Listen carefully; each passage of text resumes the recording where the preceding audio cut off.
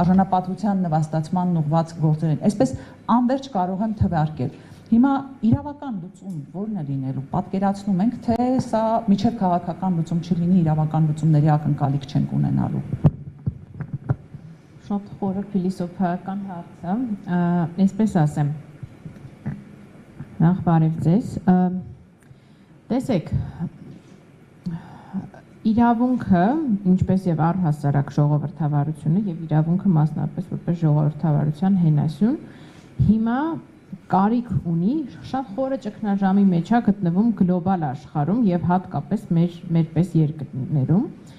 եւ կարիք ունի վերաիմաստավորելու, որովհետեւ այն պահից սկսած, երբ որ ինքը գիտակցում է, որ իրավունքի այլընտրանքը անարխիան է, այսինքն կանոնների իսպառ բացակայությունը, այն պահից, երբ որ յուրաքանչյուր ապօրինություն գործող իրավապահ, այդ խուզարկություն իրականացնող մարդ, այդ մի գիտակցումը կա, բալավ, հաջորդ օրը կարող է մի օր վարվել իմ հետ այնպես, ինչպես ես եմ հիմա վարվում։ Հենց այդ գիտակցումը եկավ, ինձ թվում է վաղ թե ուշ ինչ որ մարդկանց մոտ գալու է այդ գիտակցումը, ու մենք սկսելու ենք վերաիմաստավորել իրավունքի դերը։ Իրավունքը առհասարակ մեր ժամանակակից իրավամտածողությունը հենց այդ ճգնաժամի այն ծայրագույն կետում է զարգացել, ու դրա վառ օրինակը պատերազմական իրավունքն է եղել, կներեք, որ սենց անալոգիա եմ բերում, բայց պատերազմական իրավունքի ամբողջ գաղափարը հենվում է ավելորդ եւ անհարկի տառապանք թշնամուն չպատճառելու տրամաբանության մեջ։ Այսինքն, նույնիսկ այդ բանում ասում եմ, եթե դու մարդուն, թեկուզ քո հակառակորդին կարող ես սպանել ավելորդ տառապանք չպատճառելով, ուրեմն պետք է այդպես անես եւ դա քննարկման ենթակա չի։ Հիմա այս նույն բանն է, որ շատ հաճախ փորձում եմ ինքս կլինի դատական գործերի, կլինի այդ խուզարկությունների ժամանակ, փորձում եմ զուտ ինտուիտիվ մարդկային մակարդակում հասկանամ այն կողմում կանգնած քննիչի ինքնաարդարացումը որն է այս ամեն ինչը անելու համար, մոտավորապես այս զգացողությունն է, դե որ մենք, այսպես ասած, խրամատի հակառակ կողմերում ենք, հակառակ խրամատներում ենք, ինչ որ միջոցներով իրար դեմ պատերազմում ենք, բայց այն պահը, որ դու հասկանում ես, որ մարդը օրինակ այդ պարագայում անհարկի անում, փորձում ես նայես այդ մարդու աչքերի մեջ հասկանաս ինքը հասկանում է այդ սահմանը որտեղ է դիմացինին անհարկի տառապանք պատճառում, զգում եմ, որ դեռևս այս մասում իրանք բարոյական խնդիր ունեն եւ մեր հարցն է հիմա չգնալ շատ, եթե մենք խոսում ենք ներպետական մարդկան, այսինքն հարաբերություններում, չգնալ շատ այս հերթապահ հայտարարությունների տիրույթում, այլ մտքում ունենալ այն ամենաառաջամարտիկ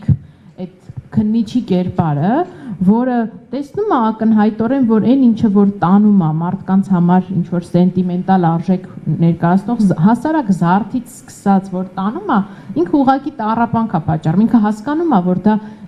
իրավունքի հետ բացարձակ կապ չունի, իր քննող գործի հետ բացարձակ կապ չունի, ինքը հասկանում է, երբ որ այն ժամանակ որ որոշում է կայացնում Արեգնազ Մանուկյանին արգելել իր երեխայի հետ շփվելուց, այդ երեխայի հետ շփումը բնության, տեզերքի, տարածության ու ժամանակի մեջ առհասարակ չի խաչվելու այդ քրեական գործի հետ, բայց ինքը շարունակում է դա անել,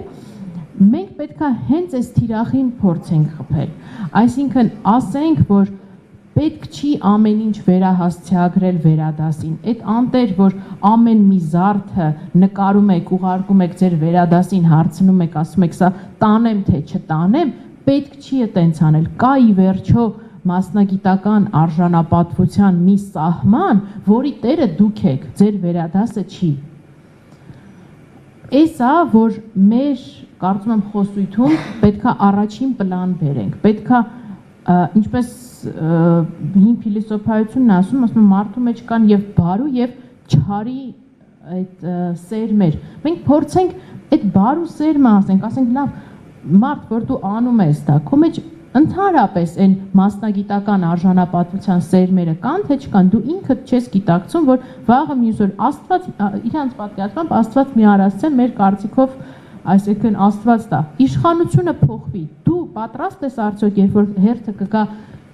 անձնապես քո պատասխանատվության այս քո ամբողջ գործողությունները կատարելու համար քո վրա պատասխանատվությունը վրա հասնի այնպես, ինչպես հիմա դու ես ինչ որ մարդկանց պատժում։ Երբ որ մենք կկարողանանք այս մեսիջը տեղ հասցնել, ինձ թվում է մենք կհաջողենք առաջին քայլ որպես իրավունքը վերաիմաստավորելու գործում, որովհետև մենք հիմա առհասարակ ինչքան էլ որ ասում ենք, որ այս ամեն ինչը քաղաքական չի, իրավական է, այո, ամեն ինչը ի բնե եղել է քաղաքական, բայց հետո մարդիկ հասկացել են, որ քաղաքականը ամեն մի, կներեք արտահայտությանս համար, բայց հիմա ամեն մի հիմար որոշման հետևում կարող ես դնել քաղաքական բառը ու դա կդառնա ճշմարտություն, բայց քանի որ մարդիկ ամեն դեպքում որոշակիություն են ուզել կյանքում, մարդիկ չեն ուզեցել ինչ-որ մեկի քմահաճության տակ մնան, ստեղծել են օրենքը եւ իրավունքը, ասել են եկեք իրար հետ այդպես հարաբերակցվենք։ Երբ որ կհասկանան այս ամեն ինչը, կարծում եմ, որ կանենք, այսինքն այլընտրանք չունի, ամեն ինչը քողարկել եւ ընդունել այդ նարատիվը, որ սա, այո, իհարկե քաղաքական օրակարգ է սպասարկում, բայց մեր համար պետք է էլի մտքում ունենալ այդ պարզ ճշմարտությունները տեղ հասցնելու եւ իրավունքը վերաիմաստավորելու, որ մտածեք, արդյոք դուք ուզենալու եք, որ ձեր հետևից կան այն եղանակներով եւ այն մեթոդներով, ինչպես որ դուք եք գնում հիմա ինչ որ մարդկանց հետևից, ուստեղ արդեն կլինի հաջողության բանալին։ Շնորհակալություն, Տիկին Սողոյան, շատ կարևոր դիտարկում եք անում, այո, պետք է